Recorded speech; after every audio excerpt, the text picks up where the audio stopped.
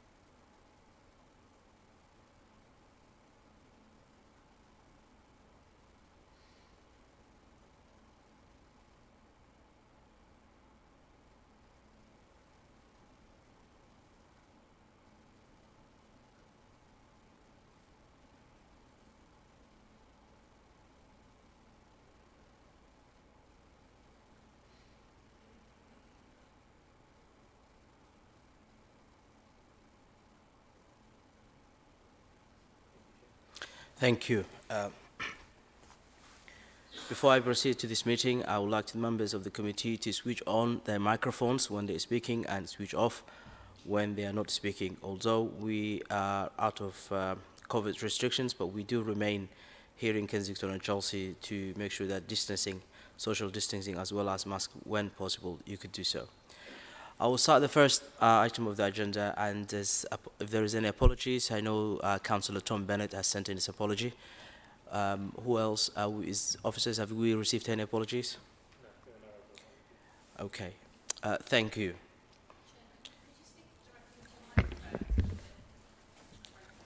Thank you. How about now? Better? Thank you. It's right in the front. Yeah, right in the front. Thank you. We are waiting for one more councillor. She's not here. Hopefully, she will be with us soon.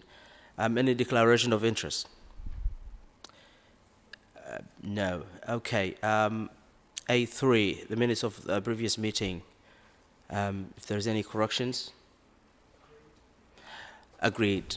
Thank you. We will sign that minutes accordingly. A4, fire. Okay. Please. Councillor Dencote. Thank you. I'm a bit confused about on page, or under A4, the key worker and intermediate housing. I was at a meeting last night about the local plan, and they were discussing First Homes. And here it says, which is what I understood, First Home scheme is a government-mandated scheme and doesn't involve council property. But at the local plan meeting, and I don't know if it was a mistake, we were told that all intermediate housing would come, about, I think it was a third of the intermediate housing would be designated as first homes. And that's what, and I said, are you sure does that apply to everything? And they said, yes, it does. So I'm a bit confused about that. I don't know if somebody here can actually explain if I've got that wrong or if somebody has got that wrong.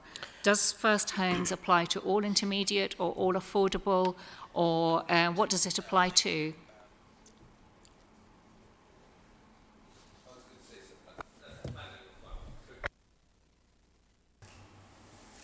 Thank you, Councillor. My understanding of that is a planning requirement, so I'm not sure of the answer, but I can find out. If you would, please, because it makes quite a difference if it applies to, you know, what is actually applying to. Yeah, but it will only be on new developments. So on the new developments, part of the new planning regime is to designate some of those homes as first homes. but there's no definitive number on doing it. It's obviously a new And that introduction of new it was policy, a- so we haven't taken those into account with our numbers. Okay, no, I understand that. I was told it was a third of all affordable or all No, intermediate. I It don't just think wasn't very it's- clear. I don't think it's as high as that, but we can go If you away could, and yeah. check that. Just want to understand how it works. It's a small, and also to a certain extent, it's difficult, as you know, within this borough because of the value on first homes. exactly. It's like shared equity, you know, whether or not that actually provides something that's viable. But it is a requirement for us to try and Well, find that. yeah, as I say, I agree. It's clearly going to fail here, but I was just concerned about. What, Yeah, we'll find out from our planning Okay, colleagues what thank that you. is. Thank you. Thank you. Yes, Councillor Didcot, you will get a written response to that, hopefully, when the time comes. Thank you very much. If we now move to item 4A4, fire safety update from the housing management team. We have Keith as well as Doug Goldring. So Keith Todd, will you start that item, or Councillor Taylor-Smith will start? Thank you. A really brief introduction. Thank you, Chairman. We have everybody here. We have one of our, Doug, who's not socially isolating. He's got a very bad cold. So this is really an updated report, and the report talks a little bit about what's changed since the last time we brought a report to you. Well, what has changed is effectively two pieces of legislation. The Fire Safety Act and the Building Safety Act, which I think we're waiting for Royal Estate. And we've obviously been very much ahead of the curve on all of this legislation. We've made it a policy for us to ensure that our homes are absolutely the safest they can be. I think what's also changed, I've got an organisational chart now headed up by Keith, who's on my left. We've now got 12 people. And as I say, with our accreditation of BAFE SP205, which enables us to certificate, what also has changed is we're doing a lot of training. And that's both internal training of our staff to ensure that people are fully aware of all the fire safety acts and the ramifications thereof. And equal of importance is doing that to our residents in terms of residents associations and residents groups as well.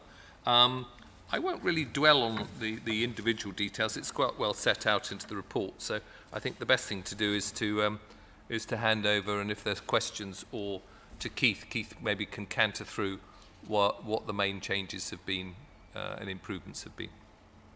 Yes, thank you, Kim. Good evening, councillors, and thanks for having me back. It's good to see you all in person again. As Kim says, there's been a few legislative changes which I've set out in the report. So we had the Fire Safety Act, which came in last year, was passed, and we're waiting for the secondary regulations, which will bring the requirements of that Act into force. In particular, the big change that we're waiting for is around external walls being within the scope of the fire safety order.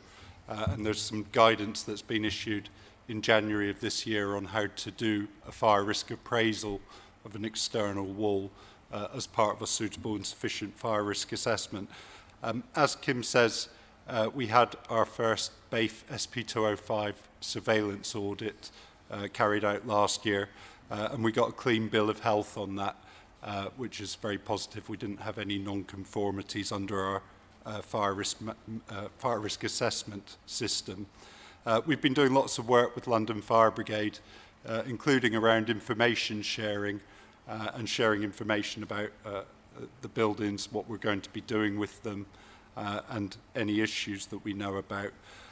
We've also installed premises information boxes on all of our buildings that are over 11 metres now, and what that enables us to do in particular is put details of vulnerable persons and their locations in our building to assist the fire brigade in an emergency. As Kim says, we've been doing various resident engagement. We had a really positive piece with the Henry Dickens Court Resident Association, where we co-designed some fire safety videos for residents, which have been well received. We've put various other updates in the report, but I'll take any questions that you might have. Thank you. Doug, would you like to add something, or you're okay? I thought you wanted to say something. No. The only thing I could add is that we have put in wayfinding signage, but we've just paused that so we can just consult with our residents, because there's been some concerns about the quality of it, really. So we're just coming back to that, that's all. Thank you all, and may I also thank you in advance for the information that you've shared with us and the update that we've asked as the select committee members. You've been updating us on this front, and we have asked questions and you've answered via email. So I will open the platform to Councillor Doris Schmatzling, please. Thank you. I just wanted to ask a question following on from Mr. Goldring's remark about the wayfinding signs. I presume you mean the signs in the buildings saying what is where. It's interesting that you've mentioned it's on pause, because I had a question in one of the council-owned villas in my area where a resident who lived inside it had seen the drafts and wondered why it had to be so big and not pretty. I was given the response internally by officers that that's actually what meets the regulations and has to be like that. So given it's not a big block of flats, you know, with 50 flats in it, it's just a small villa with about 9 units in it, I was just wondering whether it's possible to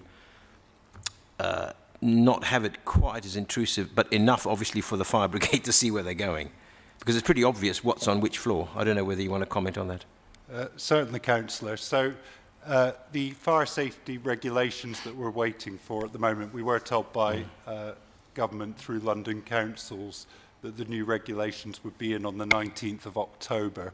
However, they're still yet to materialise, but we know what they're going to say through London councils. We've seen written confirmation that wayfinding signs are going to be required in all buildings with a storey height. So that's the finished floor level of the uppermost storey of 11 metres or more.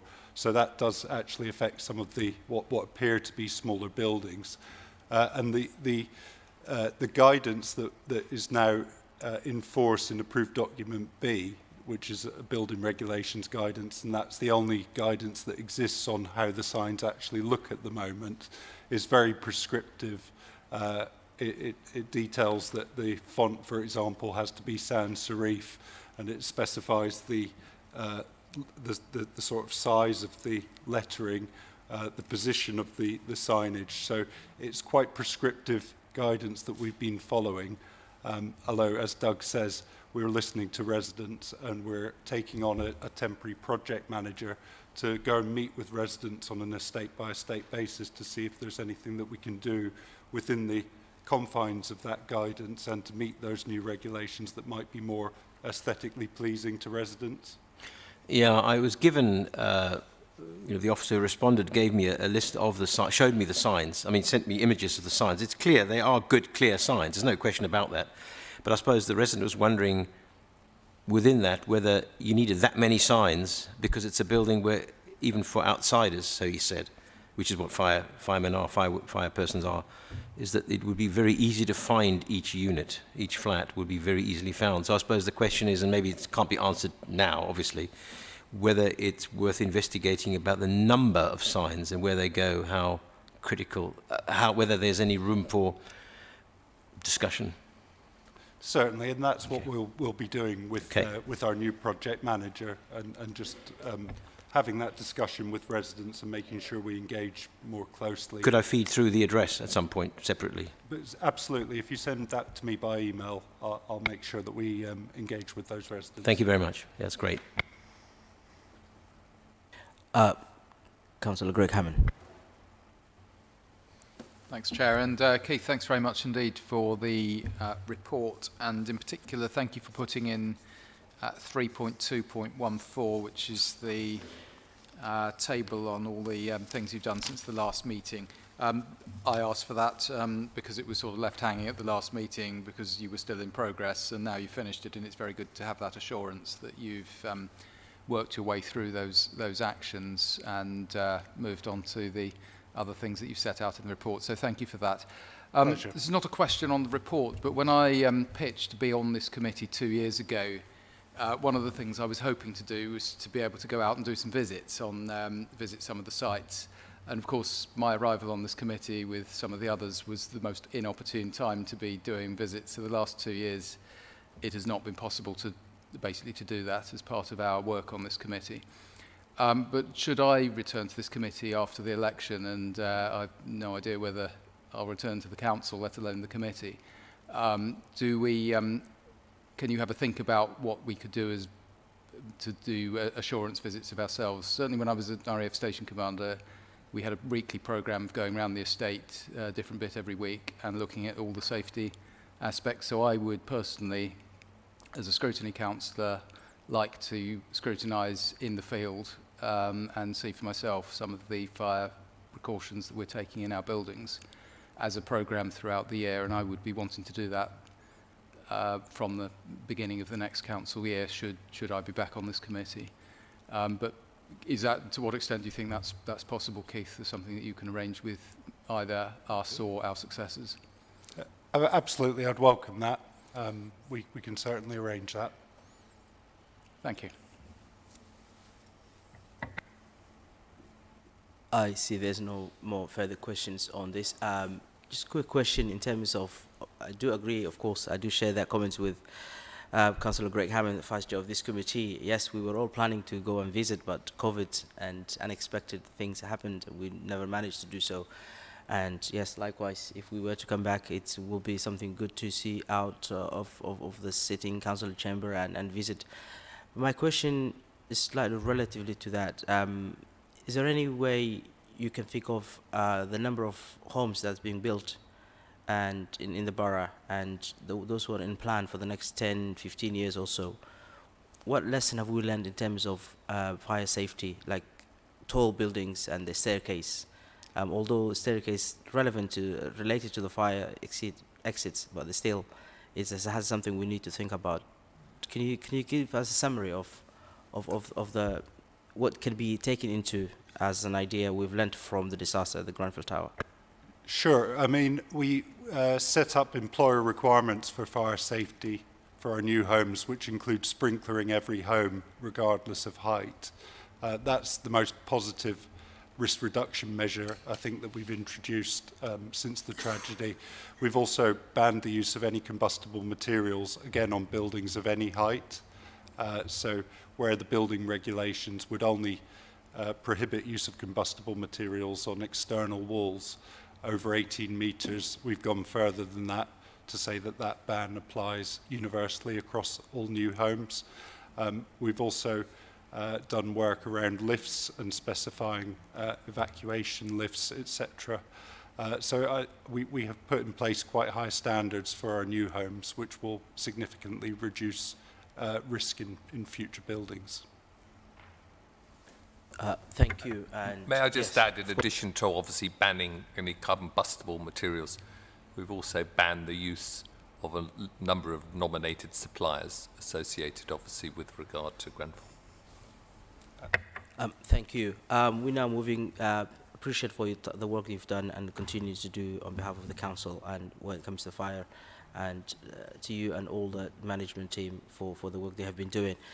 We're now moving to A5, temporary accommodation, and I would like to welcome Kojo. I also would be advised that Dan Hawthorne would be here today, but clearly he's not.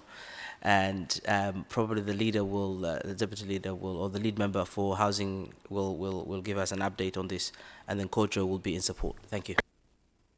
Thank you, Mr. Chairman. And just to record, Dan, unfortunately, is COVID positive at the moment, so he's unable to join us. So, again, a really short introduction with the TA report. I mean, there are a number of key objectives here. First of all, for us to improve the quality of our temporary accommodation. Secondly, to ensure it is of the highest safety. And thirdly, is to reduce the numbers of people who are in temporary accommodation. And that reduction is principally, as you'll see within the report, is to identify the early stages of homelessness and giving support in order not to become homeless in the first place. Again, you'll see some really interesting charts within here, which I think illustrates the major problem we have, which is sourcing in borough good quality homes, good quality safe homes in borough. And you can see the pressure that we have on doing that, a reflection of our high values and increasing rents. You'll notice in paragraph 2.5, rather worryingly, is that 60 of the contracts that we have with private landlords aren't being renewed. So there's great pressure on us. And there's some suggestions in there, including things which I know are controversial in terms of the fund that we put together to invest into temporary accommodation. The objective is that even though it is temporary accommodation, we do need to have good quality, secure accommodation available for our residents. I think that's it. Is there anything else you want to cover, highlights, Kojo, and then we could maybe go to questions? Yeah, thanks a lot, Councillor. Thank you, Councillor. So just a couple of other highlights to note that in terms of the actual pressure on the service in relation to its statutory functions to support vulnerable residents who approach for housing assistance, we have unfortunately had a 23% reduction in the amount of social lets that we've been able to provide to homeless households who are waiting for accommodation on our waiting list. By the same token, we've had an 8% increase in the number of people who have approached us for homelessness assistance, who we have a statutory duty to support. There's also been, but we have been able to decrease the amount of people in temporary accommodation by 1% over the course of this financial year in comparison to the previous financial year. And part of the reasons for doing that is that we've been able to step up our prevention initiatives, and we've also been able to rehouse some people into private sector accommodation. But it is a very difficult balancing act, and we are still trying to ensure that we're maximising our stock in terms of voids and reletting them to people who are in need. But if last year there was the introduction of the Domestic Abuse Act, and unfortunately we've had domestic abuse as the second highest reason for a homelessness presentation since the introduction of the Act. And these things are the things that impacts on the numbers coming through and how we can actually help support people into appropriate accommodation. Thank you. We'll start with Councillor Greg Hammond first, and then followed by Councillor Dencourt. Thanks very much, Chair, and thank you, Kim and Kojo, for the report very much. I was reading the Newman Francis report a few weeks ago, and that was quite interesting in terms of preparing for this meeting and for looking at TA.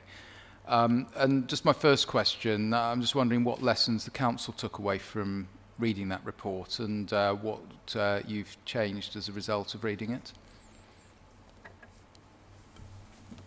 Thank you, Councillor Hammond. So we learned a lot of lessons from that report. It was quite a damning report about the service that the residents experienced by staff in terms of our systems and our processes. I met with the group who commissioned the Newman Francis report shortly afterwards, and it was quite a difficult meeting.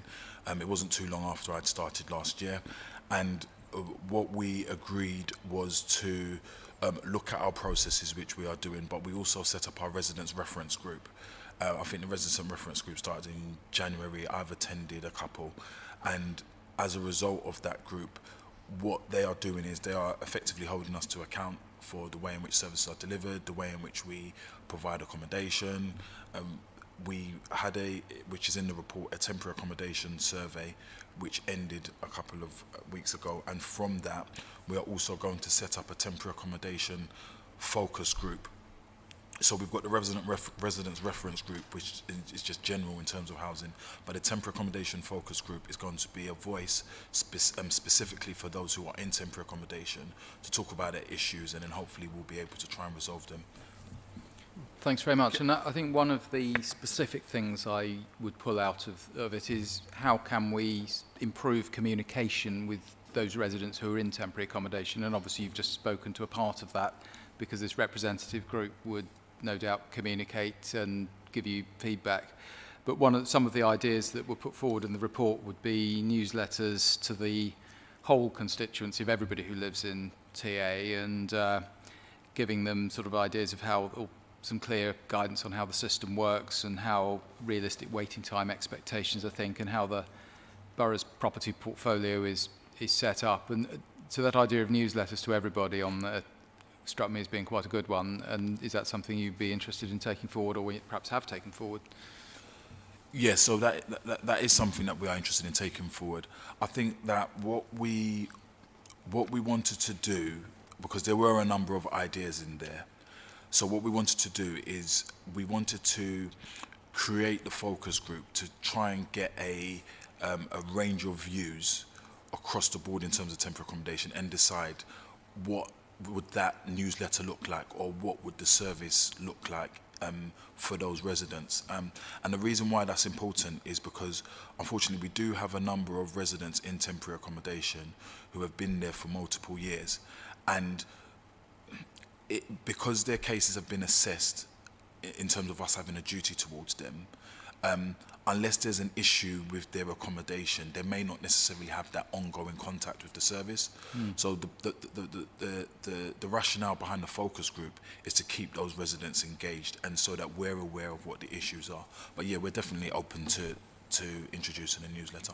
Newsletters and possibly email or hard copy, but Kim, you want Yeah, to no, say I something? just really wanted to add just on the Newman Francis report, because I mean it is really a start reading, and I think reflections I have is that I don't think we did a good job on our TA in terms of how we monitored our TA historically once people moved into TA, and that I think there's a lot of work that we need to do and are already doing on that.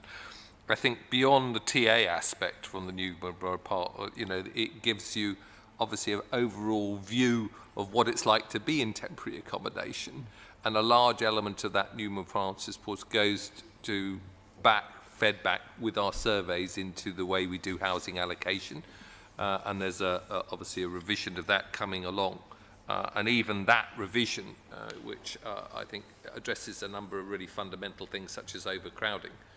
Even that addition, in a lot of people's eyes, won't go very far. It hasn't gone far enough, and it's something we need to continue to do. But we have to balance, in terms of how we allocate our homes, in terms of the numbers we've got as well. But I think that was a very strong part of that Newman Francis report.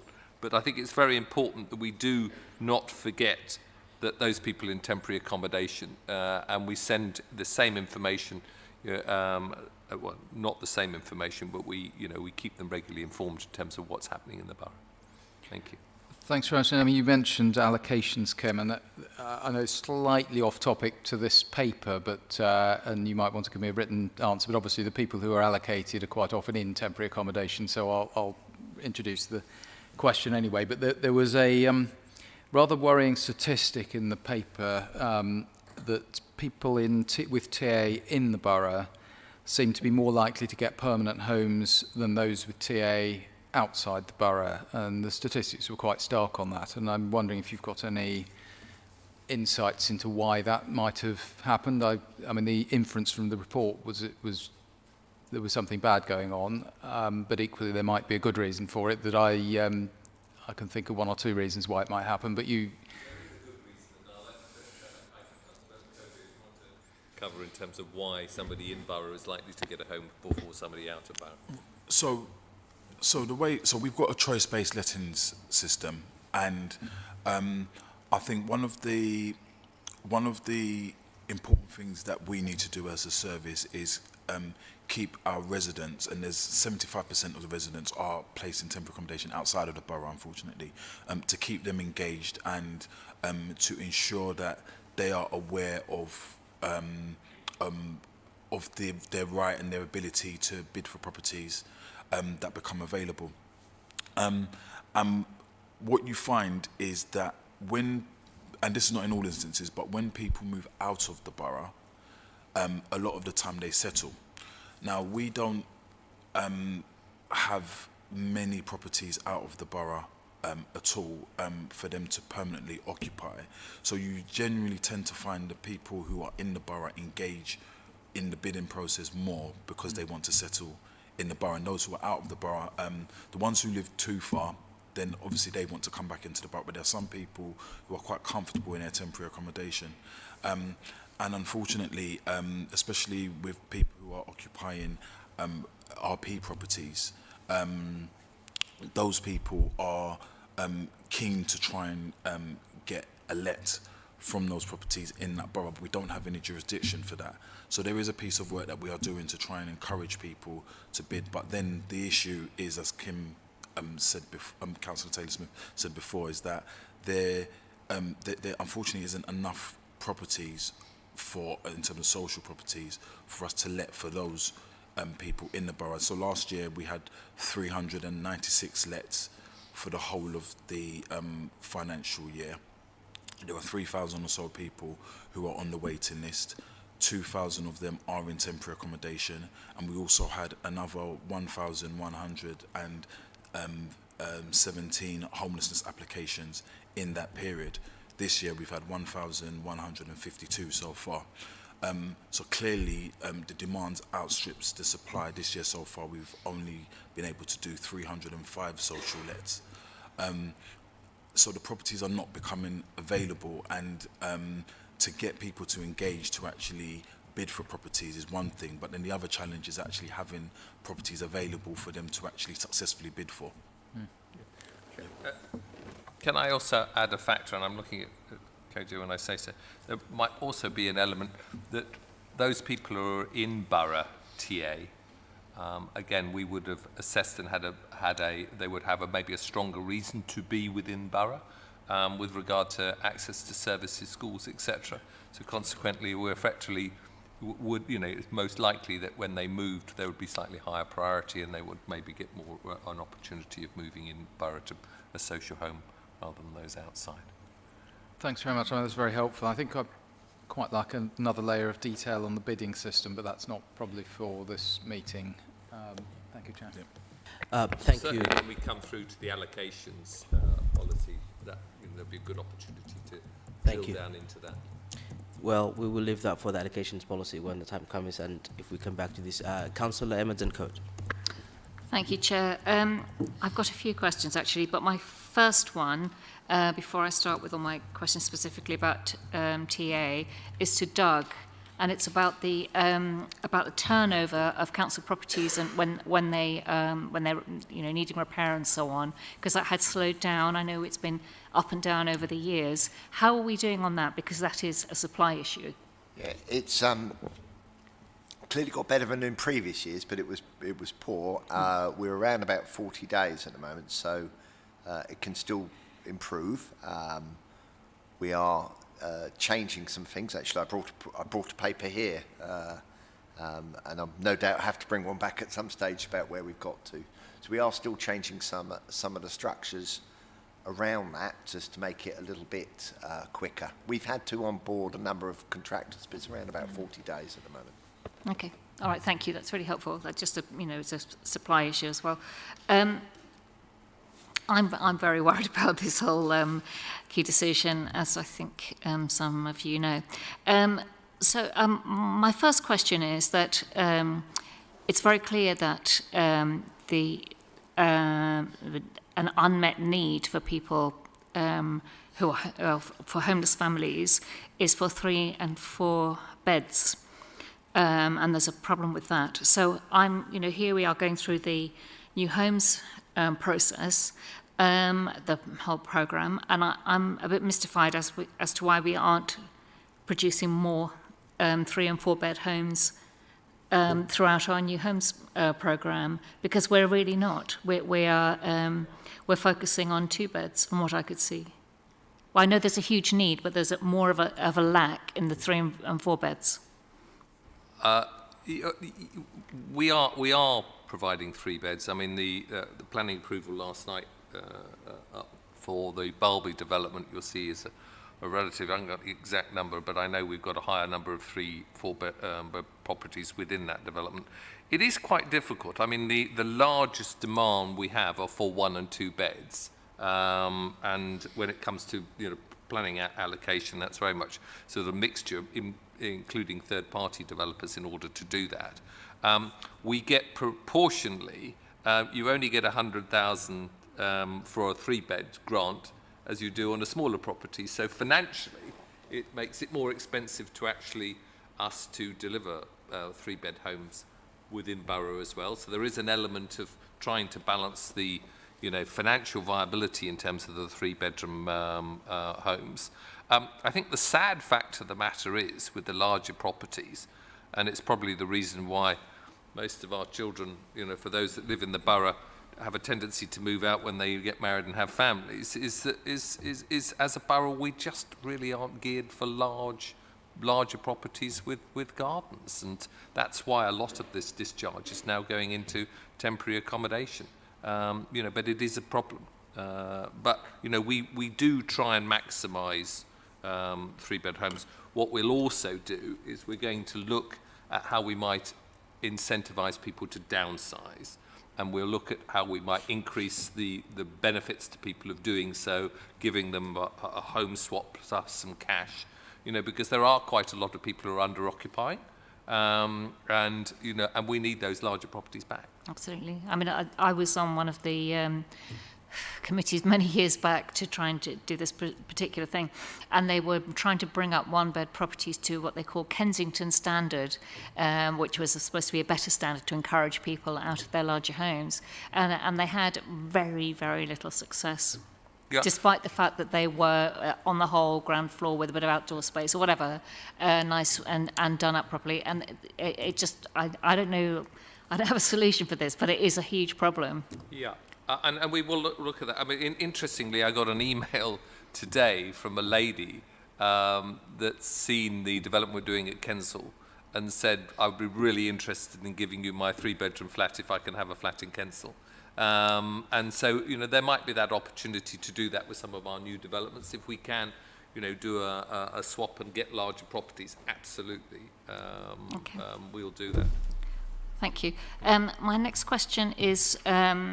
It's the cost of temporary accommodation, and it says that it is costing, I think it was the expenditure by the council on temporary accommodation is £10 million a year. Is that gross or net? Because the government does... That is net. So that is after the...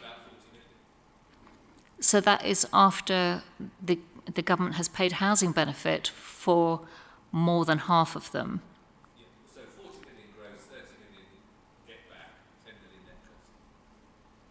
So the government is putting about 30 million in every year. Okay, okay, thank you. Right. Yeah, okay, this, which kind of leads me into the next one. Apart from, you know, I've really got huge problems with this vast sum of money that we're kind of exporting people. That's what it feels like, and a lot of people think that why are we exporting people? Apart from anything else, the management of these properties, whether they are owned by, you know, private landlords, as many of them are now, or they're owned by us, just the management of properties all over the place is a huge problem. And I just think I think this is a bad. I think we're making a mistake here. I genuinely think this is a mistake to spend so much money on permanent temporary accommodation, which much of it would be. So I've had an exchange about why we keep people in properties, why we keep people as temporary tenants in properties that we own. And there's been a few cases where we actually own them, or we bought it back, or whatever it may be. We own the property, but we can't hand over a secure tenancy because as temporary tenants, the rent is higher than it would be as social rent. So we are, and forgive me for using this term, we're milking these people to build, I mean, if you want to look at it in blank financial terms, we're milking the property to pay back our loan. So we are using this situation, which isn't, you know, which is very uncomfortable for a lot of people, keeping them in permanent temporary, as they often are. It feels permanent because it could be 8, 10, 15 years for some people, in an unstable situation, because it's not really stable. But we're keeping them there to pay our loan. And yet, you know, the government obviously is paying a huge chunk of that as well. So the whole financial situation I find really difficult to get my head around. We're sending them out of the borough, we're expanding our property assets, if you like, and then we're keeping people there as homeless temporary tenants, because the rent is higher and it'll pay back our loan. This whole thing is really difficult. And as you know, because I talked about this before, I just think we should be putting this 40 million, and there was another 10 in previous years, all this money into our new homes programme to have more social rented homes in the borough. I've talked about this before, but it's the concept behind it that I'm really struggling with. And it doesn't seem right. It doesn't seem fair. Okay, can we get Councillor Taylor Smith? Well, let me give a first introduction, then I'll let Koja have it. I mean, first of all, when we talk about exporting people, look at it around the other way. They're already exported. I mean, this is somebody who's living in rented accommodation out of borough because we don't have the accommodation for them in borough. And by buying that property, we do give them security because they cease to have a landlord that can kick them out on a moment's notice. So they will be secure there. And it might be a long wait if it's a larger property. So we are giving security. The second thing we're doing is ensuring quality and safety, which we know when we're dealing with resident providers, even in this borough, if we are trying to rely on a third party to maintain a home, it is fraught with problems. We will own these homes and we will maintain them. And so consequently, if there's something wrong, somebody will send me an email rather than having to send a registered provider an email. So I think it's a win-win in terms of that accommodation. I completely get the point about the fact that the resident themselves is in temporary accommodation, which is costing more than social housing rent. I completely get that. You know, you could look at it the other way round and say that the temporary accommodation is half of what the market rent would be in terms of TA rate, you know, but financially, it has to work for us as a council, and financially, in order for us to give the benefit of the security of, it sounds slightly contradictory to when I say security on something that's then temporary, but in order to give them that benefit, it has to be financially viable. And we're going to borrow the money, and the money we get from the rent services that debt, which enables us to buy the property. If that was done at a social rent, that would not work. It just wouldn't. It wouldn't be able to pay the back. So we're doing this as in addition to, in order to do that. And it will give people that security that they need. You know, I've had emails from people saying to me, or people rang me up and say, listen, you know, I'm settled in a home. I've been here for 6-7 years. I'm in Tower Hamlets. My kids are there, and now you want to move me to Barkington Down. No, I understand that. I've had many of those over the years. No, I understand that. I understand all of that. Anyway, that was my point. Yeah. Joe, do you want to add anything to that?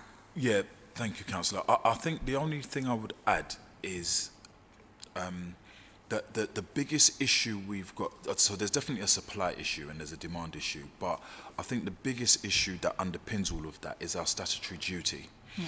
So if we have somebody who comes and approaches us for assistance, we have no alternative but to provide them with accommodation if they meet the criteria of that duty. We have to try and prevent homelessness. We have to try and support them into accommodation if they require accommodation. And as a result of that, because of the statutory duty and because of the people who we've already accepted a duty towards, if we place somebody in temporary accommodation but you've had somebody else who's been waiting for a sustained period of time, we cannot lawfully prioritise them over somebody who's been waiting a little bit longer. So inevitably what's going to happen, because there's an issue with supply, but there's that statutory duty whereby the demand keeps coming, inevitably, especially because of a borough the size of our borough, we're going to struggle to house people and provide them with that social housing rent that you speak of. This is why we are in a position where we are trying to prevent homelessness as much as possible, and we are encouraging people to look at private sector options, because one of the conversations we have with our residents is that although it's not ideal for them to be in the private sector, if you've got people, especially for the 3 or 4 bedroom household needs that you described, who are in temporary accommodation for 5 to 10 years, and they've got young children, that means that their children are going to be arguably in temporary accommodation for the majority of their education life. And we don't think that's reasonable. So that's why we try and encourage people to accept a private sector option. Absolutely. So that they No, can I be commend you for the settled. prevention and all the other work and Thank the you. employability. That's very good. It's still the fundamental idea behind it that I'm concerned with. And just to say, if you don't mind me coming back, Chair, Have one follow-up question? Okay. the issue of quality and safety and being able to repair and so on. We've just heard from Doug that we're still struggling getting reliable contractors. So how we're going to, and that's within the borough, how we're going to get a team of people who can go to, wherever it may be, Brenton, Hillingdon and Barking, Dagenham, or wherever it's going to be, who are reliable. I really don't understand it. And I do actually think, our statutory duty is to provide temporary accommodation within the borough if possible.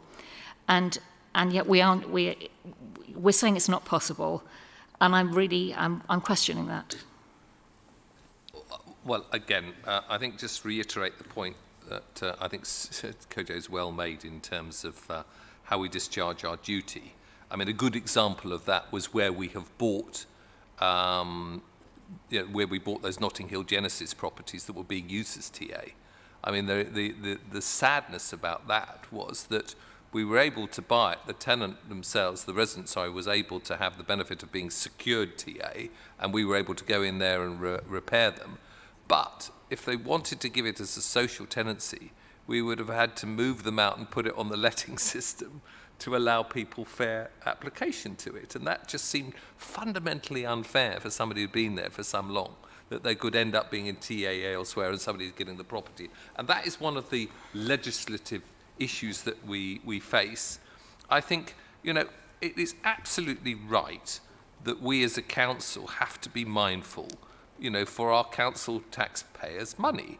And so I think it's entirely right that we should try and mitigate, where possible, the cost of that accommodation. I don't think that's a bad thing to do, if you look at it that way. So, and I think it's obviously one of our duties in order to do that. Thank you. Councillor Duncote, I'll come back to you if you have further questions. We still have time for this agenda item, but I'd like to move now to Councillor Doris Schmatling. Thanks, Chair. I also have several questions. Maybe answers can be brief, who knows. First of all, just a new one that came up was in response to Councillor Taylor-Smith's comment about the different bedroom sizes, and indeed the discussion with Councillor Duncote.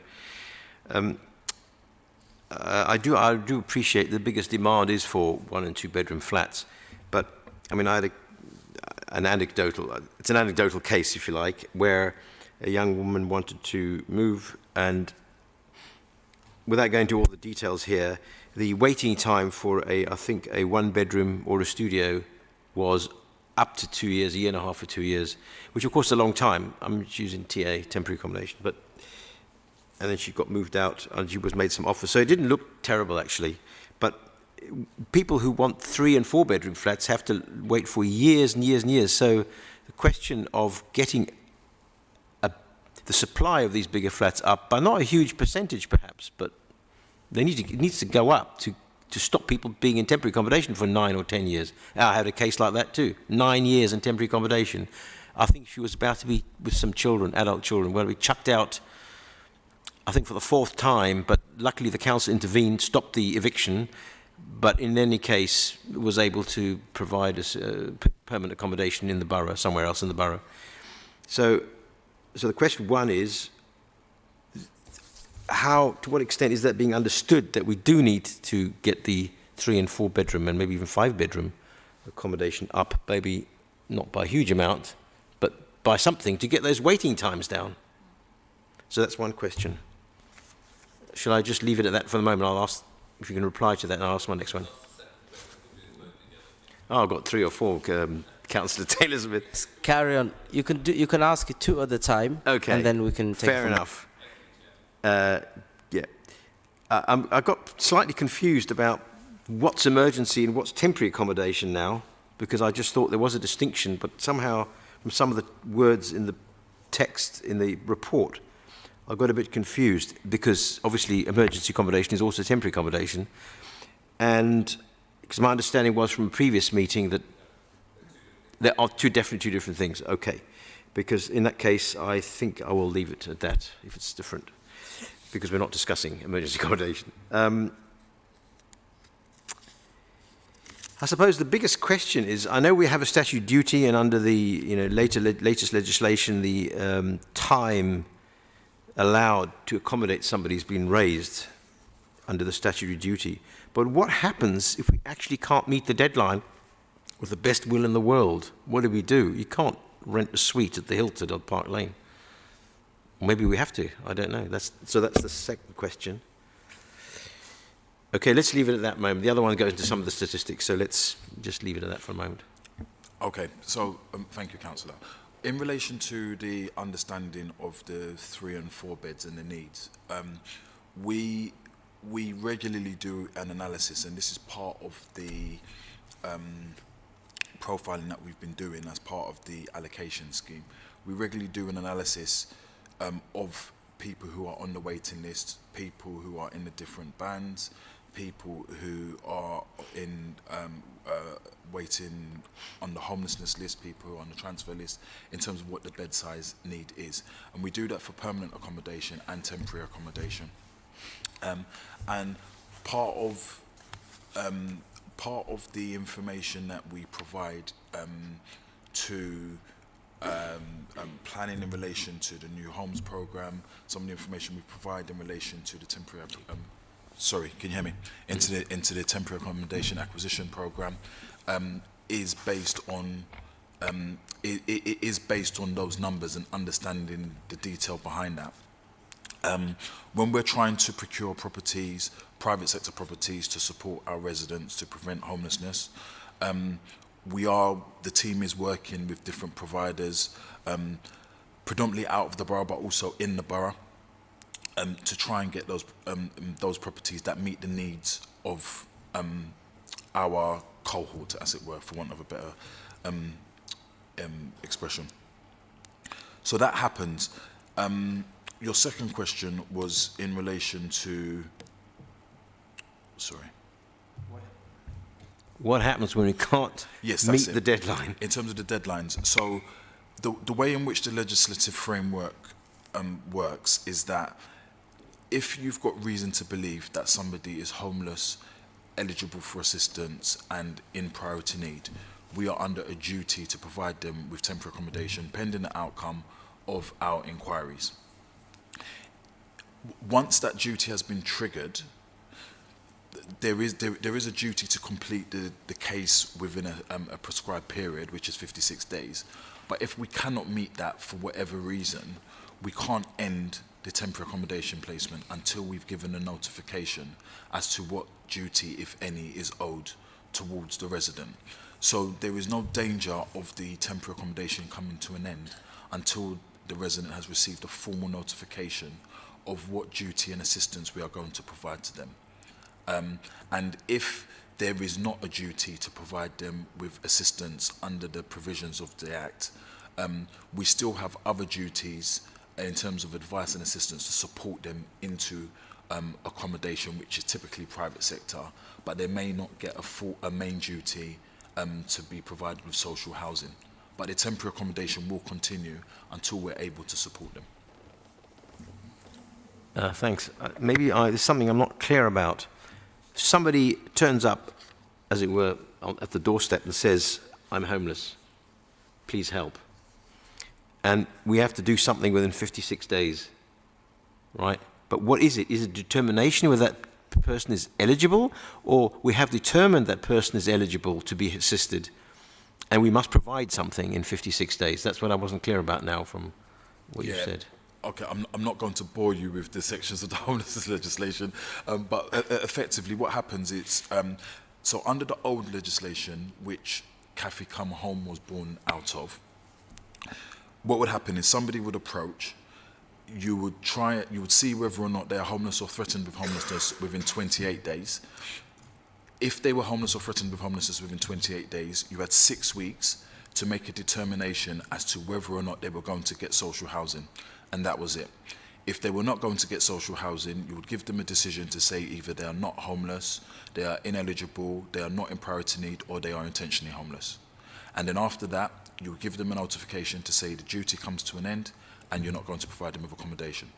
Under the current legislation, the Homelessness Reduction Act that started in 2018, what we do now is that if somebody is homeless or threatened with homelessness within 56 days, what we have to do is we do an initial assessment to see whether they are eligible and homeless. And if they are, we have 56 days to try and prevent their homelessness of where they are. And then after that 56 days, we have another 56 days to try and relieve their homelessness if they become homeless. And then if they become homeless, we try and relieve homelessness for 56 days. If we're unable to relieve their homelessness after that 56 days, then what happened under the previous legislation applies. So a further 2 stages has been added in to provide that longer support. Thanks, because the concern is that they don't wind up on the street. That's what I'm really trying to understand. That Yeah, even so- if the statutory period is up, we can't meet the deadline to accommodate them. We'll continue to work to accommodate them. Is Yes. that what you're telling me? in Yes, short? so we will continue to work to try and accommodate. Even if we don't meet the deadline of 56 days? Yes. Okay, thanks. That's clear. That's what I wanted to know what happens, because we can't always meet it, even with the best will in the world. Could happen.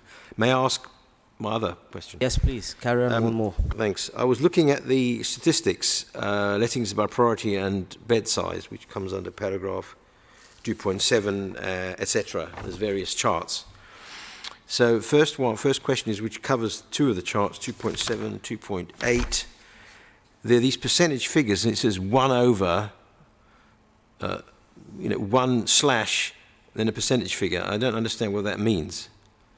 If you look at the second bar, for example, 2017-18, under chart in 2.7, it says 1 slash 1.9%. What does that mean? So the figures on the left-hand side is the actual number, and the figures on the right-hand side is the percentage of the total. So 1 what? Sorry, I'm not clear. Right. There's a colour coding. Pardon? There's a colour coding to represent that. Right. So sorry. So that's the beds at the top in terms of the color coding. So you've got a studio, 1 bed, 2 bed, 3 bed, 4. Yeah, well, that's the colours in the bar. Yes. I'm not talking about that. I'm talking about the actual number. First bar. Okay. Look at the first bar. That is 2 studios representing 2.2% of the total.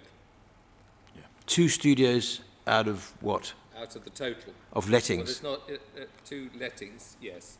In terms of homelessness, 2 of them were studios, which represents 2.2% of the lettings. Yeah. Right, Of because that- the number of studios. because then it's Sorry, of total homeless. right. Thank you. And then the top of the bar corresponds to about 85-90. Is that number of units? See, this is also what I don't. Lettings. Right. So I still don't understand. So 2. This is 2 units, but then it says about 85 lettings. So it's just confusing.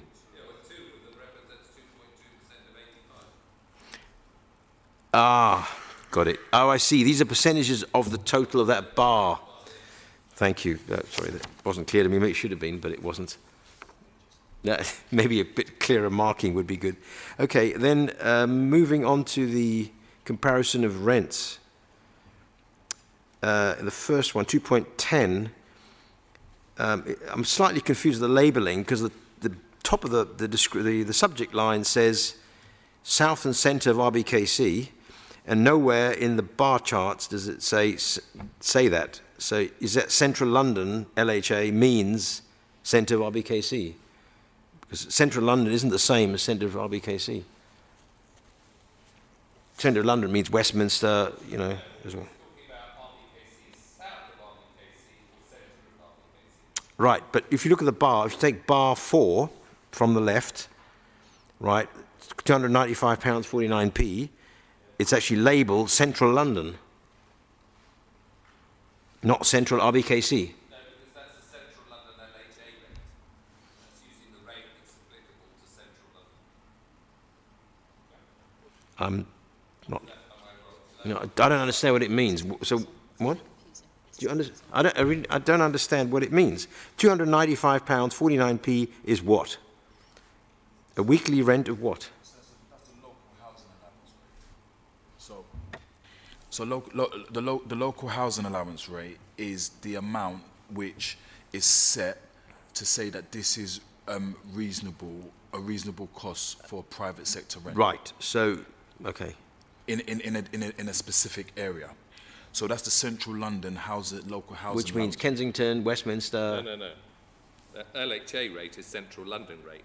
Yeah, sorry. What we're talking about is that the amount at the top is what the rates are that you would see on average between sorry, you better explain. No, it's fine. It's fine. So on this graph, I think Councillor Schmetterling is talking about the fourth one on the right. Well, just as an example. I mean, the others are just the same, but it's Yeah, just which an is the Central example. London. Yeah. Yeah, so So, that's the Central also there's London. dark blue and light blue. Is that representing? One is the South and centre. Is that right? Yeah. Okay, so in terms of the actual colour coding, I'll have to come back to you to find out where. it really my doesn't make member any stuff sense. What was is from. the number £295 is the London, is the rate, is what's considered reasonable, is that correct? Yes. So, fine, but what's that, so where's the Kensington figure? Because it says it's comparison of weekly private rents. I mean, maybe outside this meeting, we could clarify what these numbers mean, because the same thing is true of the next chart.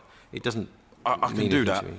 I can do that. Sorry, Councillor, to Yeah, interrupt. Effectively, the figures on the left, so the bar charts on the left, the two are the Kensington ones, because they are higher than the Central London rate and the Central London local housing allowance. So effectively, what we're trying to demonstrate is that the LHA rate is lower than the average private rent in the borough. Okay, so, yeah, pardon? I'm just looking at the, so, which one? Oh, I haven't looked at that yet, but okay.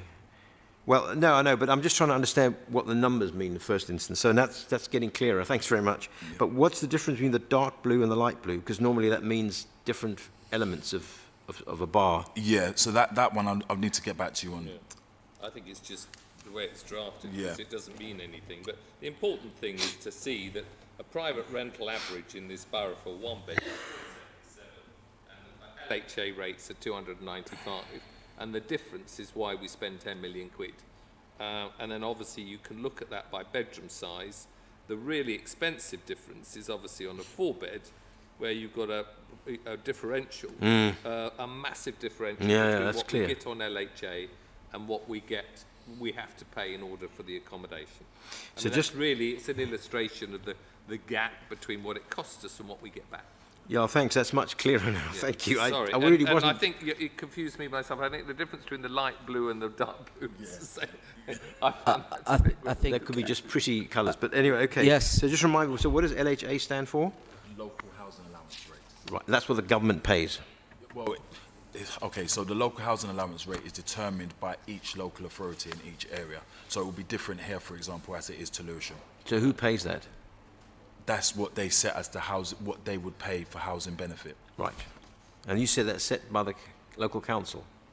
Yeah, that's set by each local authority, sets their own individual, because there's different markets across different Yeah, authorities. so we set the 295. No, it's Central London.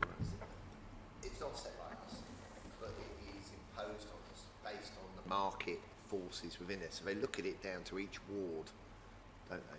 Can Well, I that makes sense. That makes sense. Councillor that is Doris Matling. Sorry, I'm Can I just come trying in to here? Thank understand. you. That's absolutely fine. It's a bit confusing, and I think it will be the best way forward is to get in writing what the two different colours are, the light blue and the dark blue, and then get the figures and also with the figures that will the price, how it's set in Kensington or Chelsea compared to, let's say, Haringey Council.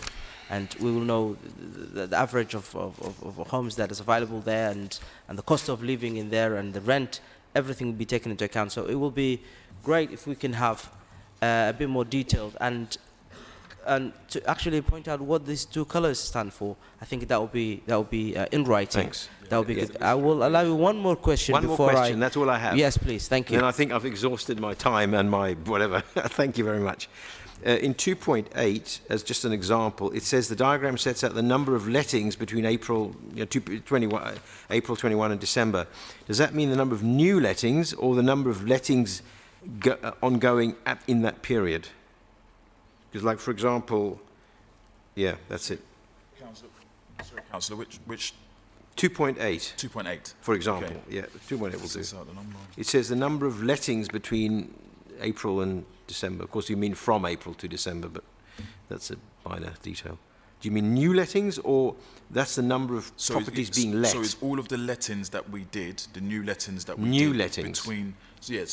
So the lettings that we made to homeless households and Right. general needs households Right. between April 21 and December 21. Could I suggest you put the word new lettings in so we know it's new letting, not ongoing lettings? It could be the What do number you mean by ongoing Ongoing, lettings? yeah. What do you mean by currently being let to people. that? Well, lettings are letting. Pardon? Well, it says here number of lettings. Yeah. So It's the ones that are newly let in that period. okay. You mean rather than renewals? No, it means, I mean, let's say we have 100 We can people. add the word new if it helps. You know what I mean? You know what I mean? It could be 100 people in temporary accommodation for the last N years, but we put 20 new ones in that period. That's what I was trying to get at. So Yeah. okay. Yeah. So the distinction between this is when we provide somebody with temporary accommodation, that's a placement. Right. This is talking about us letting social properties to those people in temporary accommodation. So all of them who are let here are new lettings because they've not been in social tenancies. So or it's they may have new been in social lettings. tenancies Yeah. before. So New yeah, I'm in- happy to put new lettings in there. Yeah, no worries. Thank you very much. That shows this select committee are into details and the numbers is important. So really thank you, Councillor Dorish Marceling and Councillor Emerson Code for your extensive questions. I still have one or two questions, but I will like to give the platform to Councillor Greg Hammond. Yes, just one quick supplementary on these two very interesting charts here. I think the colours are just halfway down the chart because it's in exactly the same position on the chart. I think it's just a design feature. But I thought it was quite interesting. It's just the choice of location because the two charts, the one shows the three northernmost wards, the one's north of the Westway, and the first chart shows the rest of the borough. But it is quite unusual to do comparators of RBKC split in that way.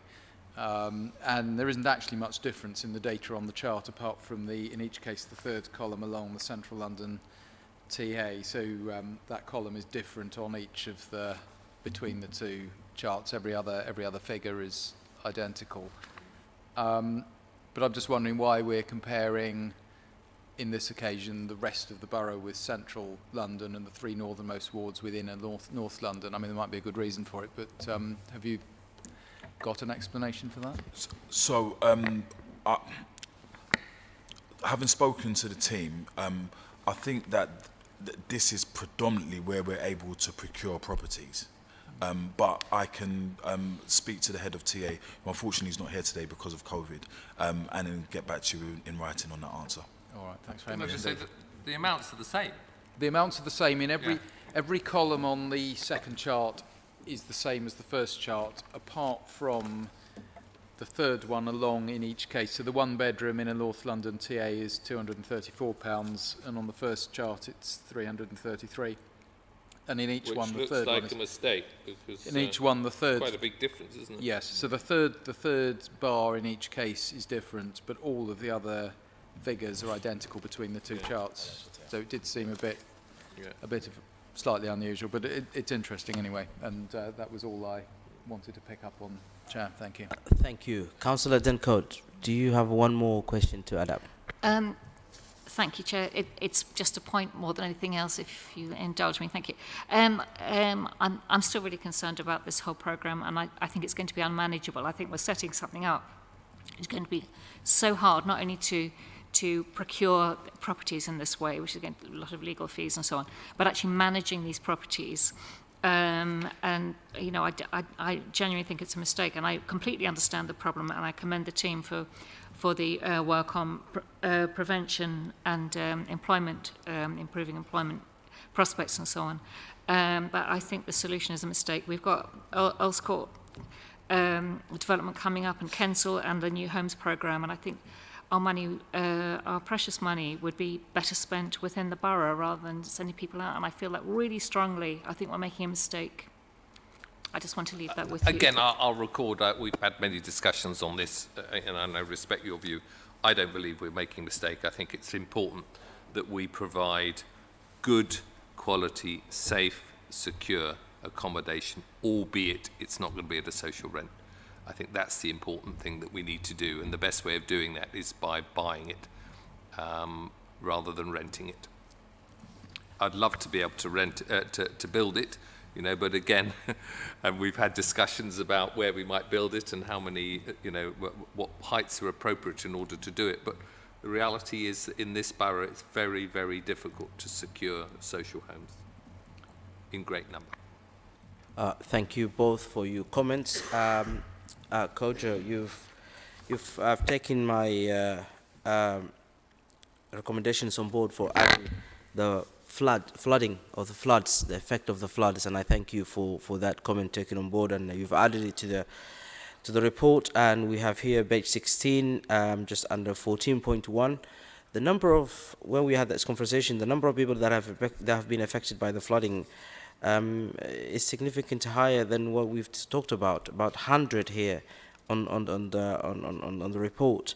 And I'm interested specifically on the privately residents who moved into the private rented accommodations and other 10 households that has went into different tenures.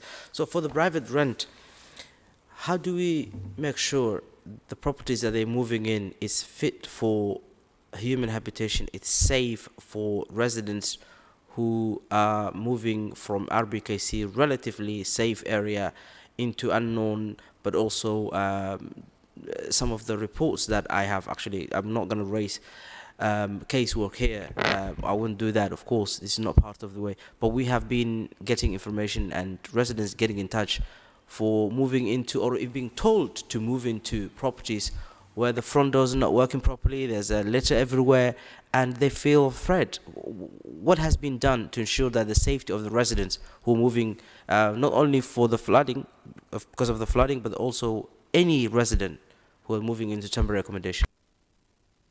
Thank you, Councillor.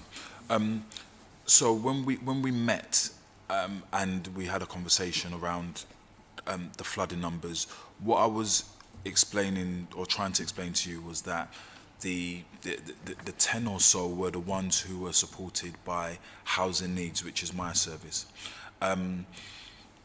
The other residents, but after we had the conversation, I wanted to give you the full picture of all of those that we were aware of in the borough who had been impacted by the flood. So that is why I included the housing association tenants and so on and so forth.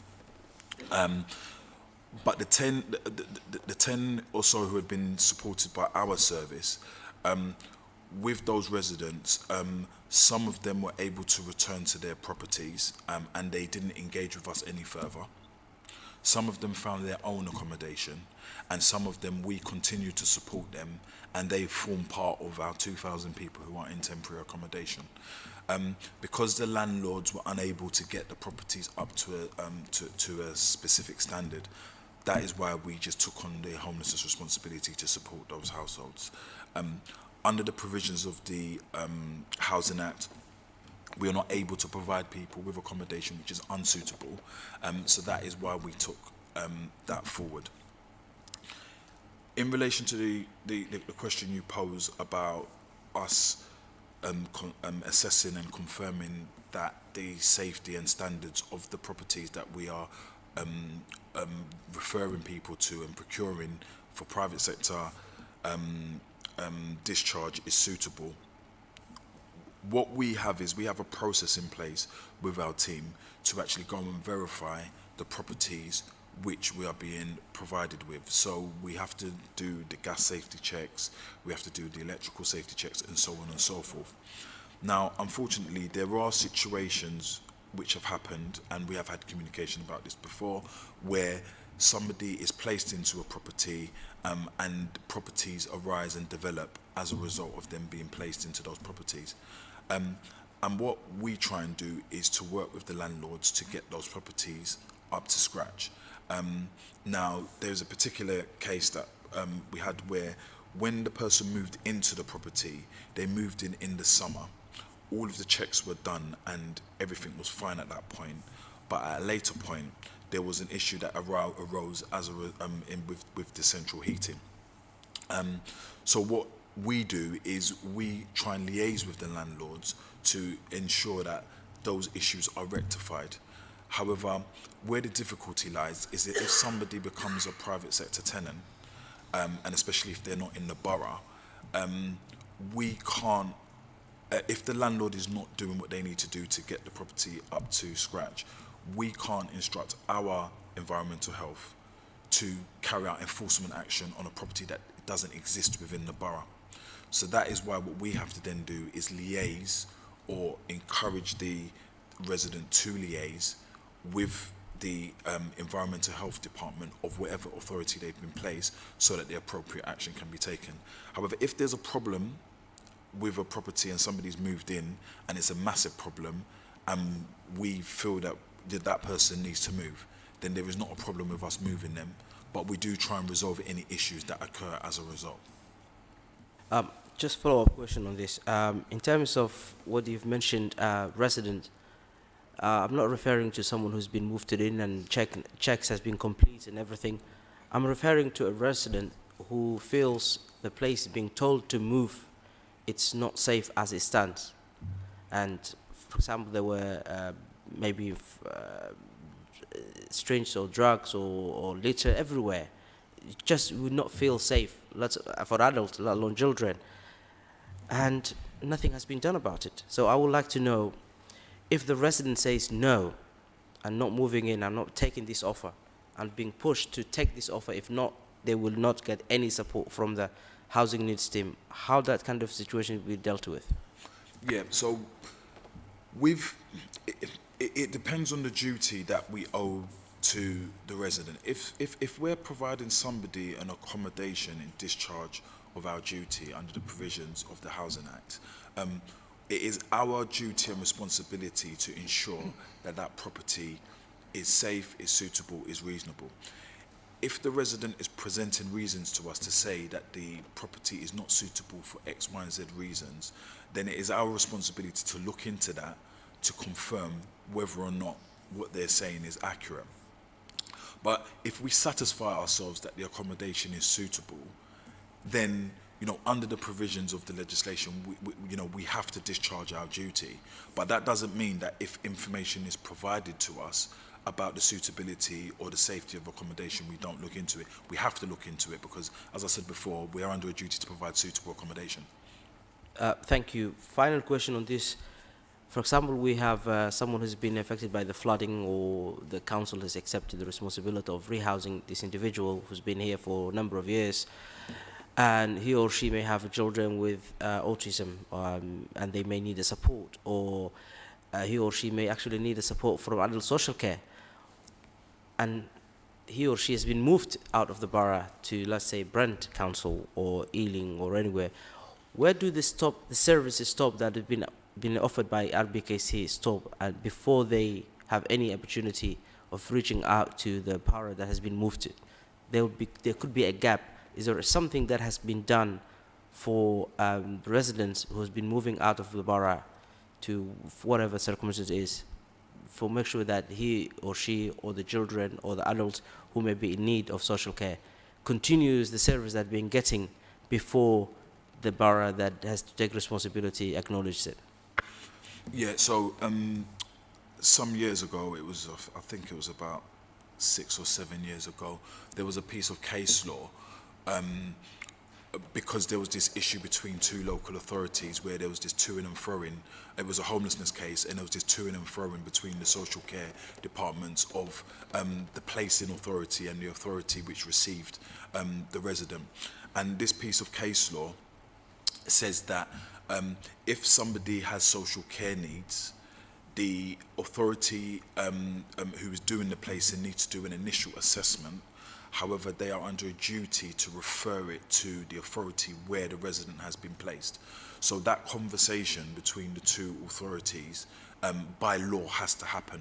And what we do in housing is we facilitate that conversation to ensure that, for example, RBKC's children's services liaises with Brent's Children's Services if that's where we place them, so that referral happens. And if it doesn't happen, you know, all of the local solicitors and stuff are quite aware and clear on that case law, and they mention it in their letters very frequently. So that technically shouldn't happen, and if it does happen, then we'll just liaise with the relevant Children's Services Department to ensure that that household gets the adequate support they The continuation of the service. Yeah. Thank you. Fairly answered that question. Councillor Zinkot has a follow-up question. Thank you, Chair. Yes, I've got a question about the floods. This is just something I became very aware of over the weekend, actually, last weekend. Some of the properties in Warnington Green, in the first phase of Warnington Green, some of the homes there, which are ground floor and a full basement, with a sort of light well in front of it, an area in front of it, have now been flooded 3 times. There was a few years back, I can't remember when, and twice last year. And that's down to a design fault. They don't have proper drainage in these outdoor areas, and there are no proper lintels on the doors. It's ridiculous, actually. But this is Catalyst. Is it Catalyst Peabody now? I think. I was really shocked to see the other day that a lot of the furniture and bedding and so on that had been thrown out into their front areas has been there now for 6 months, since, was it October the last time it flooded? Because as I say, they flooded twice last year. And they've been out there and people have been complaining about rats and mould and so on. So the flats are obviously still uninhabitable. You know, what kind of power do we have? Obviously, I've been writing to the landlord about the numerous cases that I have, and they say, oh yes, we're coming in and we're going to do this bit and that bit and the other bit, but actually they're not doing it. Is there something that we can actually force them to sort this out? Because it's causing real problems and environmental problems apart from the damp and the homes which keep flooding.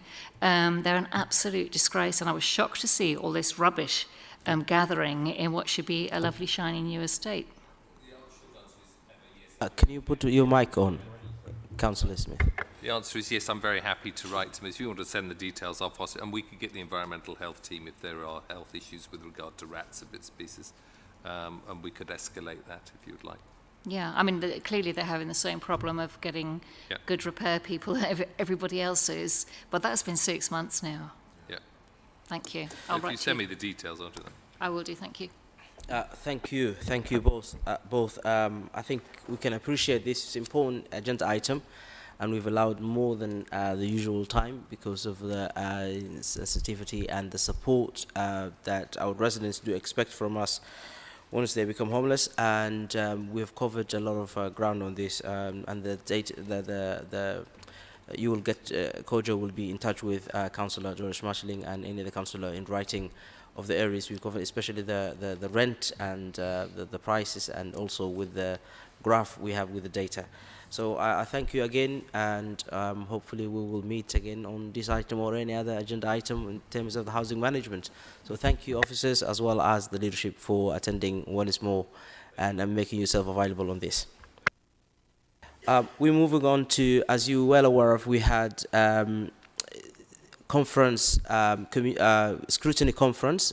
The Select Committee, the Housing and Communities Select Committee, have been working with other select committees, as well as learning from experts in the field. We had a conference specifically on communities, and we have looked at 2 main overarching themes. The first one was Grenfell recovery, as well as ongoing COVID support and COVID recovery. We had a very good and productive meeting on the 7th of this month. And again, I'd like to thank officers, especially Paula, for taking the time to put together a report in a very short time. And thank you, Paula, for taking the time and leading on this round table / conference that we had. We have recommendations for both the items that we have looked at, and I would like the Select Committee to think what they think about the recommendations. And also, I would like to thank Greg Hammond, Vice Chair for this committee, for being there for both the meetings. And we will, once we agree on the recommendations, we will pass it to the relevant lead member, that's Councillor Ansaran for communities, and hopefully that will be the post election. Whether she or someone else will take over that role, will look into what we have recommended, and to improve, to make sure that Grenfell recovery stays on board, and so that the services the council is offering is fit for purpose. I would like to hear from you, any of your comments. If you all agree, then we will be moving forward, but happy to hear your comments. Councillor Greg Hammond. Thank you, Chair, and I thought it was a very successful day, so well done to you and to Paola for all the work, and the other officers from the governance side who helped organise it. Very insightful in both cases. As you know, Chair, I've seen the draft report and the recommendations at the drafting stage, so of course I am content with them, but we need to hear from the rest of the committee. Thank you. We both have looked at it before, and we were quite happy about it, so happy to hear from the rest of the select committee. If there was no other further details, happy to pass to the relevant lead member. I'll take that as a yes. Thank you very much. Agreed.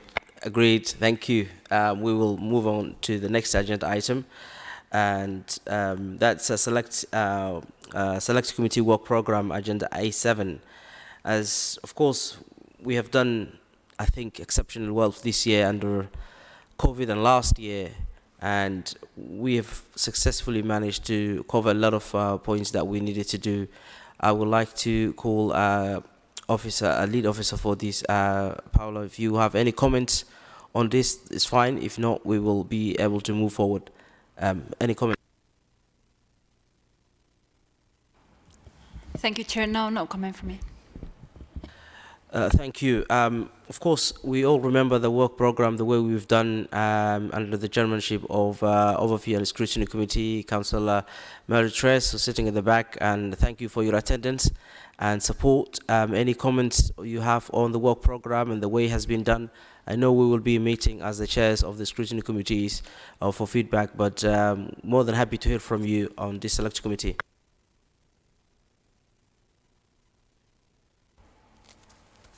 Yes, I mean, I think a great deal of work has been done this year. I think a lot more than we did last year. I think the conferences went really well, and I think we are all meeting the chairs to discuss each other's and where we think.